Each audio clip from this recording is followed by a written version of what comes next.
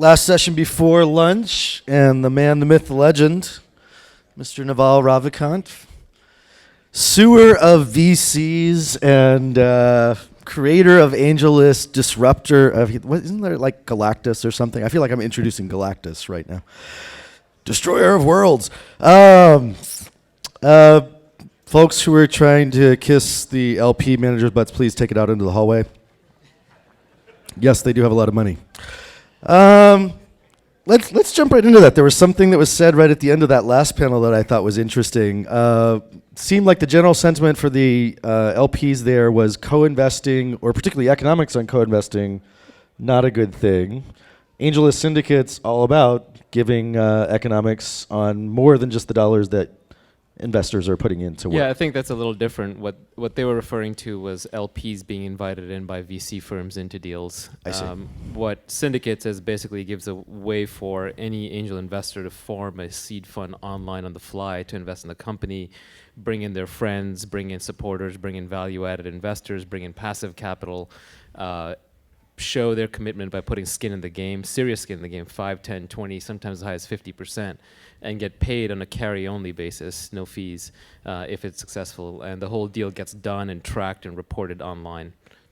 So, full disclosure, 500 Startups is an investor in AngelList, a customer and avid user and fan. Thank you. I think last year when we talked, or before that, I'm not sure, when did Syndicates officially launch? Late September. Okay, so it wasn't Last out yet year. when we talked last year. Right. And I know at the time a lot of people were wondering, like, well, where's the business model behind AngelList? And you had talked about talent being an interesting part of that, where you are hiring or finding recruits for companies. It sounds like now you've found that business model with Syndicates. Well, not really. Syndicates, we only get paid a tiny slice of carry, and it's way out in the future. Way out in the future. Yeah. I understand that, but at least it's a way that you will be making money. Maybe. I know you're definitely interested in expanding Syndicates. I mean, it's still early days. There's how many active syndicate investors are there, and how many deals have you done? We so have far? about 40 who have led deals Okay. already, and we have about 60 who have more than $100,000 in backing per deal, so can effectively lead a deal. Okay. We haven't shared the full numbers yet, but lots and lots of deals have been done. I mean, Okay. if you were to look at the More velocity, than 100. yes, More than 100. Yeah, Okay. and if you were to look at the velocity, we are the largest seed fund on the planet right now. Wow.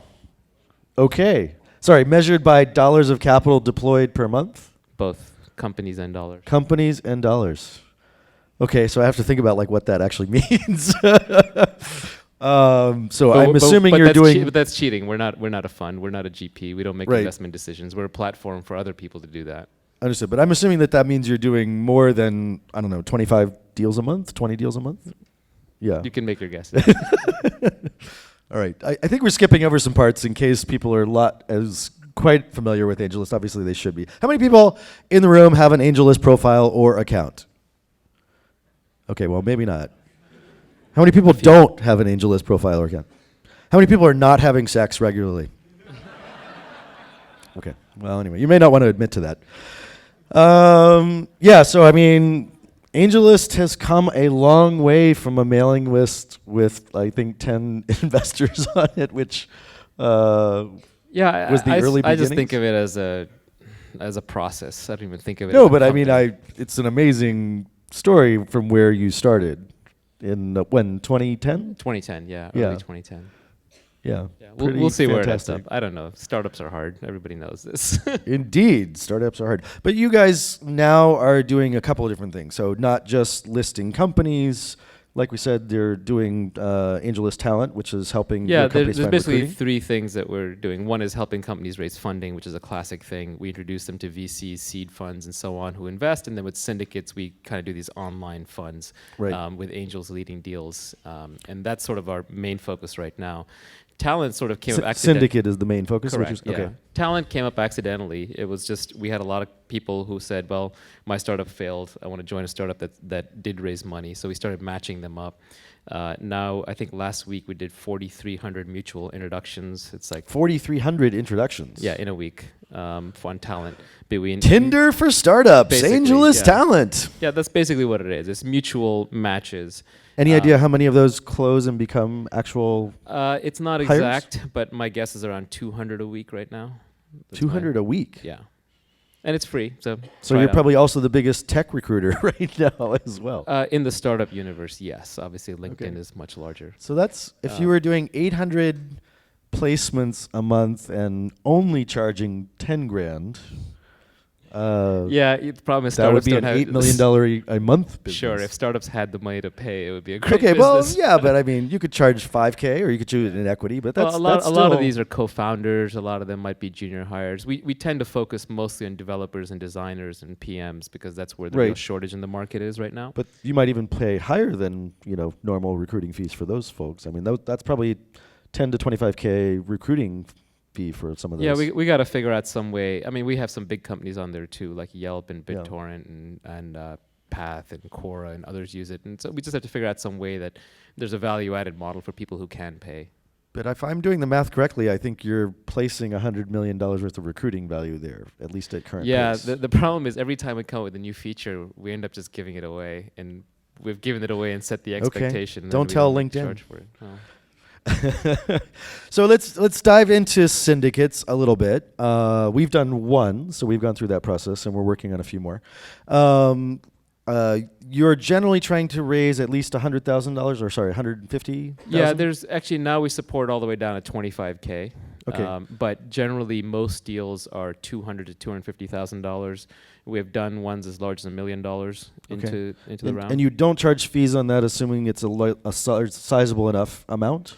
Yeah, we just recover the out-of-pocket costs for state regulatory and filing Okay. fees and stuff. But yeah, we don't make any money on it. Okay. We just get a tiny piece of carry going into the future. Right. But generally, you want a minimum of 100K or more going into these deals. Most deals, but if you've got the next Uber or Facebook in your back pocket and you only have a 25K allocation, bring it. They'll take it. Okay, assuming you know which ones are the ones that are coming. You also have some additional capital. I believe the previous panel was talking about Maiden Lane Fund. Is that?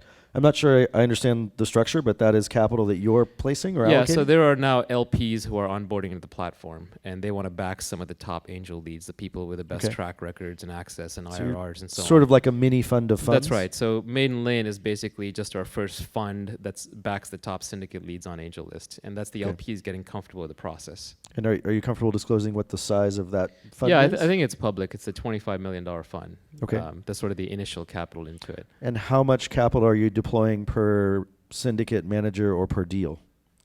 Maiden Lane will range anywhere from 10K up to 200K per deal. But Per the deal. beauty is because these are all online investments, they're all done online and tracked online, that there's really no minimum. It doesn't cost Maiden Lane anything extra to do a Okay. tiny deal. But median deal might be 50 to 100K in a deal that's 100 to 200K? That's right, yeah. Okay. And so, again, if I'm doing the math correctly. But what's interesting is now the institutions are co-investing alongside individual angels and other accredited investors. Okay. But you might be able to then do 1,000 mini placements. We could do or side by side. 1,000. It would be overwhelming. We could do 1,000. Yeah. Or maybe 50 to 100 managers who are going to do 10 to 20 deals That's each is right. probably right. Okay. So that would give you pretty darn good insight, and as well as all the rest of the things that are going on, under who the hottest hands are, who are, I guess in the previous panel's parlance, the emerging managers, but we would say smart angel investors, right? Yeah, fundamentally, anybody who can write a check is an angel investor. And I think what we're seeing is a Cambrian explosion period. And so we are seeing tons of startup, tons of investors. Thanks to God bless Steve Jobs, but thanks to him and the work at Apple, the market size have gone up by 100x. The tech industry is increasing massively in size. It's getting cheaper to build companies. There's 100x as many companies. There are going to have to be 100x as many investors and decision makers. And what we're seeing is with the emergence of accelerators like yourself and YC, a lot of times the earliest investors are alumni investing in companies or friends or entrepreneurs investing in entrepreneurs, and that's the future. Crowdfunding, both on the Kickstarter side plus equity crowdfunding down the line. So in that world, you need to have a way that anybody can be an investor and they can be tracked, they can get leverage, they can get credit, they can sort of fill their pro rata, they can get educated, they can have standard docs. So you have to create a legion of investors, just like we've created a legion of startups. Yeah, and I would say, having tried to go through the process of raising a fund in 2008 and barely finally getting it done in 2010, it was not simple as a first-time, VC fund. I would have loved a platform like AngelList Syndicates. Well, I've always believed that venture capital is the business of raising huge amount of money with a lot of misery and pain, call it wholesale, and then reselling that misery and pain retail to entrepreneurs. What an exciting statement about the industry right now. So, well, it accentuates how difficult it is to raise a fund. It was fucking pain in the ass. If an entrepreneur, if you think it's hard to raise $1 million, try raising $100 million. Arguably took me, 5 years of trying and 2 years of active selling to get the first fund off the ground, and it was not simple at all. So you're making it easier for at least, folks to get, effectively maybe $1 to $5 million vehicle started, when those would be, fairly ineconomical things to raise. Although if you look at the top syndicates have $3 million or so in backing per deal. Okay. We haven't done a deal yet. Gil and Tim are Gil and Tim, but then Jason, a few others are right behind. We haven't done larger than $1 million deal yet, but if you even think of it as $1 million a deal, and they do 4 deals a year over a 4-year life cycle, that's a $16 million fund. If you go to the full 3, that's like a $50 million fund. Yeah, but I'm guessing the typical size is more like 500,000, and maybe people do 5 to 10 deals a year, but that's probably on the high end. Maybe Scott. And we're Cyan still getting the process down.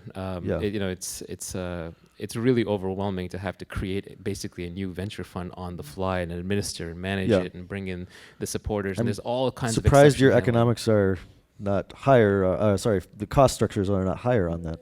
We're trying to be a thin platform. Okay. So are you planning to publish stats about the best managers? I think right now you can see who's raised the most money as backers. Yeah, absolutely. And we actually even have inbound IRR data from some of the managers who want to show what they're doing. Right. But the best way to do it is just to let them do some deals and track it over time. Right. That way it's essentially audited, third-party verified. And you'll probably need a couple years or more to really see any kind of IRR based on markups. You can already see markups happening from good funds and deals. So I mean, if you have subsequent rounds happening in 6 to 18 months, you should see some data within pretty soon. So who's awesome? Who's the top guys or girls right now? I think that's up to the market to decide. I don't make those decisions. Okay, but wait, so you're going to disclose those IRRs, or you're not going to disclose those? No, IRRs? we will. We have to gather them over time. But I mean, if you just look at, there's a leaderboard that's sorted by volume, but that doesn't mean much. I think different people have very different styles. So, for example, David Weekley launched his drone VC syndicate, which is all about drone deals. Cool. Anshu Sharma is doing an all enterprise one. Ilad Gill has been doing some deals, including private ones. Ilad's going to be speaking later today. Yeah, he's amazing. In fact, the new things we're supporting private deals just within your network. They don't go on the platform until they're done raising, so companies in stealth mode or doing stealthy rounds can use it. We're rolling out pre-funding, so you can do 5-day closings. So we have 5-day closings. Yeah. So we have a lot of stuff coming. Awesome. I'm not sure how much time we have. Let me check real quick. What are the things that you haven't told anyone you're doing that you can tell us about? I think the private deals and the pre-funded the pre-funded accounts are still kind of not out there. So those basically will allow private deals means nobody sees that this is going on. Yeah, but it's still basically, happening. let's say that I have about 60 backers. I get $1 million allocation a deal. I'm writing a $50K check personally. I circulate it among my backers. Their accounts are all pre-funded and ready to go. They have a couple of days to opt out. They're under non-disclosure. The company basically gets a wire or a check at the end of the week. So it ends up being as fast or faster than a seed fund, just as private, except it can scale up and down from a $25 million check up to a $3 million check. You can bring in LPs, you can do proratas, you can do online tracking, et cetera, et cetera. All right. So are there VCs who are doing that or angels? It's mostly angels, although there's some VCs who are starting to use it for their private karetsus. So normally all the people that you would invite into a deal, but you forget and you don't want to collect the money and you don't form the vehicle and all that. So we just simplify that process. So Foundry Group is one of the more active VCs that are doing syndicate deals? Foundry is very active. And any others that you can mention publicly? I think Crunch Fund has done a couple. Simul from Haystack did a few. I think you guys are doing one. Yep. We have a couple of others. Okay. Although the VC karetsus generally prefer to operate more in private. So you guys actually have quite a bit of data going on in the industry. The question's been asked before: are valuations going up, down, sideways? Are they overvalued? What's your feeling on the market? We have a little tracker at angel.co/valuations where we kind of spit out the graph. Right. What's median valuation in the Bay Area right now? The data set probably says around 4 mil, although anecdotally for the good companies is higher. Yeah. So it just depends where you draw that slice. Yes, valuations are high by historical standards. They're certainly high by seed standards, but they're low by A standards. So it depends how you think of this asset class. Sure. If you say this is seed investing and only VCs do A, then yeah, it seems high. But if you think of it as VCs have abdicated A and B and retreated to C in growth stage, then these are really A deals, so it's kind of a low valuation. What do you think a reasonable valuation is for a company that's doing $1 million run rate and 15% monthly growth, 10% monthly growth? Yeah, it's so context dependent. I think Yes. most seed stage startups right now are kind of in the $3 to $6 million valuation range. Some of them trend as high as 10. Some of them go a little lower if they haven't launched or something to prove. But really, the only way to figure that out is to go to the market. There's no way to value your startup just sitting there and trying to do some kind of model or looking at averages. You just have to go get a couple of independent offers from different investors. Do you think demo day valuations for accelerators are overvalued, undervalued, reasonable? I mean, they are what they are. Investors are paying them. They definitely create an auction mentality. So they help kind of raise the valuation, and the accelerator brand can raise the valuation quite a bit too. It's like a horse race. If you get a horse race with 12 horses, 11 of them shouldn't be running, right? There are too many horses in the race. Too many horses. There are too many accelerators. There are too many startups. There are too many VCs. There are too many horses. Sure, you only need one horse, but tell me in advance which horse. Nobody knows. Any comments on the rest of the industry right now? Who do you think is doing innovative work in the venture side? I think the previous panel also was mentioning this. Obviously, I think what Andreessen Horowitz is doing is mind-blowing for most venture firms at the high end. Yeah. At the lower end. Mind-blowing and potentially management fee blowing as well, right? I don't think they're in for the management fees. I think no, crazily they're enough, not. Yeah, if you're hiring 100 people, That's obviously right. you're not. That's right. They're the rare example of a venture fund that is raising and allocating huge amounts of capital, but doing it for the carry. I think their basic thesis is, hey, software really is eating the world. There are going to be way more than 8 or 12 interesting companies per year built. We're going to see the entire Damn Fortune straight. 500 get replaced globally. So given that, this is the time to go all in. And they are going all in. Exactly. Yeah. And at the same time, the public markets are harder and harder to get to because of Sarbox and a bunch of other stuff, and Dodd-Frank. So it's going to stay in the private markets longer, so you have to stay full cycle. So they're very innovative. So do you think they've changed the math for the Sequoia, Benchmark, Kleiners, Greylocks the of the Sequoia, world? Benchmark, Kleiner, Greylock are incredible individual practitioners who have this great niche. So everybody who carved out. aren't those Yeah, four. that they're going to just own that. But I think everybody else has to figure out how to differentiate and adapt. And the seed, everyone's going to seed stage because there are a lot more companies there. And even the Sequoia, Benchmark, Greylock, Kleiner can't play at the seed stage. The scale is just too overwhelming. So who's doing interesting work at seed stage? Obviously, YC, you guys. I actually think everyone who's starting up a seed fund today, they're smart enough to know they have to differentiate themselves. So they're all carving out their brands. And the best brands were built by being founder-friendly in some unusual way. So if you look at what First Round did with their platform, what you guys did with helping a lot of global entrepreneurs and scaling up, or YC did by giving out-of-market tech entrepreneurs and a voice early on, or what we did by sort of trying to democratize fundraising, those brands are very powerful because we helped entrepreneurs. So I think you're going to see a whole class of seed stage funds that are emerging, and they're all going to try and differentiate by helping entrepreneurs in different ways.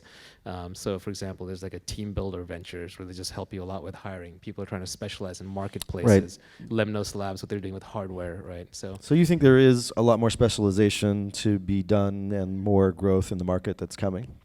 Well, historically, venture has been a bundle of advice, control, and money. The control portion is going away. The money is there, and there's lots of it for the right companies. Although I hate saying that money is easy, because everyone who's raised money knows it's hard. It's never easy.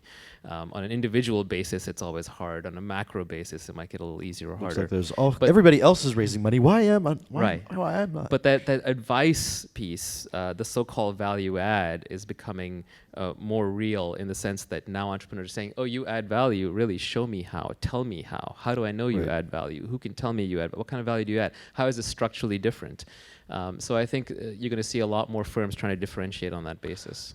So more competition for money and more competition for value, but not necessarily bundled. I mean, competition is good. There's enough matchmaking going around. People will find the right fit. Let's take a few questions from the audience. From anybody who, yes, one right over there. Only U.S. companies. Syndicates is U.S. only right now, although we are getting regulatory approval elsewhere. It's a very complicated financial model, so it's securities law stuff. So, but actually, that's a good question. What percentage of companies now are not U.S. resident, I guess, or incorporated that are on AngelList? I know you guys have expanded in Europe. Yeah, it's probably about 15-20%. But for the syndicates model, they need to have a U.S. holding company for regulatory reasons. And what are interesting geographies that you guys are looking at expanding? You hired Philip Moring. Philip and Andy are working for us in the UK and Okay. Berlin. So Great. we're expanding out into Europe. And what about, say, India or Latin America or Asia? Sure. Yes. We're very lean. We're more like, we try and be commandos. So even 2 people in Europe for us is a lot. Okay. Actually, what about diversity stats? What percentage of founders are you seeing that are female that are getting funded? Yeah, I would guess it's around 11-12%. Unfortunately, we don't actually track gender on the inbound. We don't ask really? for it, or race or any of that stuff. We don't want this to be like a government form. Okay. So are you just guessing based on Eyeballing. name? Okay. All right. Other questions from the audience? That's it. You guys are hungry? Easy. Wow. Go Really? eat. Accelerators. Do you have any sense of ranking for accelerators? Obviously, you have demo day valuations on accelerators, right? Yeah, I mean, definitely Y Combinator is the big dog. As you said, they command incredible valuations in Gravitas and Pull, and their alumni network is second to none. And I'm guessing 8 million median? It's definitely up there. I would say, as you point out, AngelPad is a great boutique practitioner. Lemnos does great stuff in hardware. You guys do great stuff globally. But there's a lot of good accelerators now. I think the business school analogy is a good one. Yeah. So YC may be the Harvard, but there's going to be a Stanford and a Yale and an MIT and all of those. Cool. In any case, it's far, far better to go to accelerator than it is to go to business school. For one thing, instead of paying money, you're getting paid. Instead of getting a job, you're creating a job. And instead of doing derivative work, you're doing original work, and it only takes you, 12 weeks. So why not? I'm certainly in agreement with you on that one. One thing about scale. So how are you scaling AngelList? I guess how many people are at AngelList right now? A little over 20. Okay. And obviously, if you guys continue to take advantage of scale, and we're nowhere near peak startup yet, won't you need to scale some of your team as well? Not much. We're inherently product people, so we believe that everything that requires judgment or humans should be done by the community. We're just a platform. We try and stay thin and small and invisible. So you don't think you'll be 50 people in 2 more years? I would be surprised. Okay. All right.